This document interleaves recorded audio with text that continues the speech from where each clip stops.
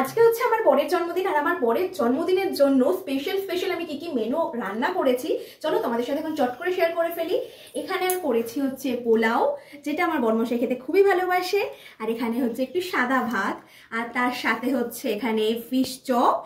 আর এখানে কেটে রেখেছি খুব সুন্দর করে সাজিয়ে গুছিয়ে স্যালাড, কারণ এমনিতে তোমার বরমশাই সাজানো গোছানো খাবার খেতে সব থেকে বেশি ভালোবাসে, আর স্যালাডও তার ভীষণই প্রিয়।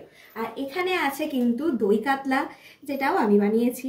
আর এখানে আছে খাসির মাংস, যেটা কিন্তু আমার শাশুড়ি মা বানিয়েছে, কারণ তার হাতের মাটন কষা একদম স্পেশাল একটা আইটেম, আর সেটা আমার বরমশাইয়ের বেশি পছন্দ।